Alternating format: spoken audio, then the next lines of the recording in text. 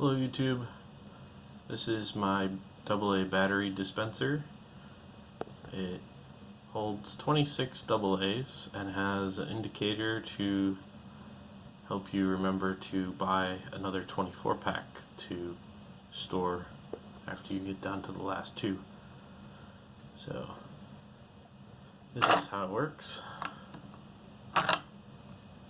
Sometimes they do get stuck, but when you put the next one in, they usually roll down a little further.